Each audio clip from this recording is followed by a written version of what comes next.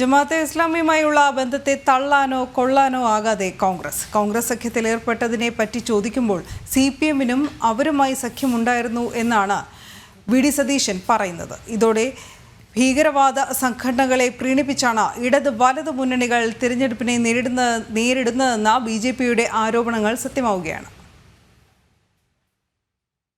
തീവ്രവാദ ശക്തികളുമായുള്ള ഇടതുവലത് മുന്നണികളുടെ തെരഞ്ഞെടുപ്പ് സഖ്യത്തെ ചൊല്ലി നേരത്തെയും വിവാദങ്ങൾ ഉണ്ടായിരുന്നുവെങ്കിലും CPM നേതാവ് A. വിജയരാഘവൻ വയനാട് നടത്തിയ പ്രസംഗമാണ് ചർച്ചകൾ വീണ്ടും സജീവമാക്കിയത്.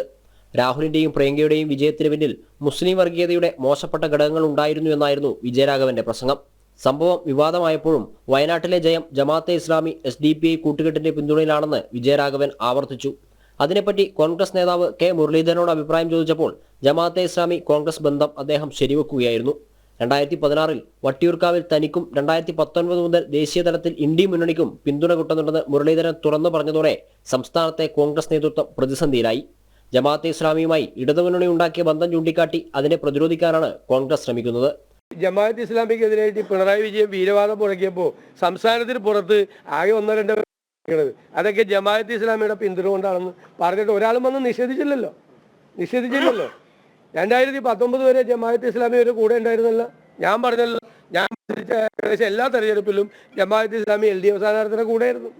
അപ്പം ഒക്കെ അവരൊക്കെയാണ് മതേതരവാദികൾ, ഇപ്പോൾ വർഗീയവാദികൾ. അങ്ങനെ CPM പറഞ്ഞതനുസരിച്ച് അഭിപ്രായം മാറ്റേണ്ട ആവശ്യം എന്താ? 1996-ലെ പൊതുതെരഞ്ഞെടുപ്പിൽ ഇടതുമുന്നണിക്ക് പിന്തുണ പ്രഖ്യാപിച്ച ജമാഅത്തെ ഇസ്ലാമിയെ പ്രകീർത്തിച്ച് 1996 ഏപ്രിൽ 22-ന് ദേശാഭിമാനി മുഖപ്രസംഗം എഴുതിയത് ചരിത്രമാണ്. 2009 ലോക്സഭാ തെരഞ്ഞെടുപ്പിൽ കേരളത്തിൽ 18 മണ്ഡലങ്ങളിൽ LDF-നായിരുന്നു ജമാഅത്തെ ഇസ്ലാമിയുടെ പരസ്യ പിന്തുണ. 2011 തെരഞ്ഞെടുപ്പ് കാലത്ത് അന്ന് CPM സംസ്ഥാന സെക്രട്ടറിയായിരുന്ന പിണറായി വിജയൻ ജമാഅത്തെ ഇസ്ലാമിയുടെ കേരളത്തിലെ അമീർ T. ആരിഫ് അലിയുമായി കൂടിക്കാഴ്ച നടത്തി പിന്തുണ തേടിയിരുന്നു. നിലവിൽ ദേശീയാടിസ്ഥാനത്തിലാണ് ജമാഅത്തെ ഇസ്ലാമി കോൺഗ്രസിന് പിന്തുണ പ്രഖ്യാപിച്ചിരിക്കുന്നത്. BJP-യെ പരാജയപ്പെടുത്തുകയെന്ന നയത്തിന്റെ ഭാഗമായാണ് ആ ബന്ധം തുടരുന്നത്. K. മുരളീധരൻ തന്നെ സഖ്യകാര്യങ്ങൾ വെളിപ്പെടുത്തിയതോടെ അത് തള്ളാനോ കൊള്ളാനോ ആകാത്ത നിലയിലായി കോൺഗ്രസ്.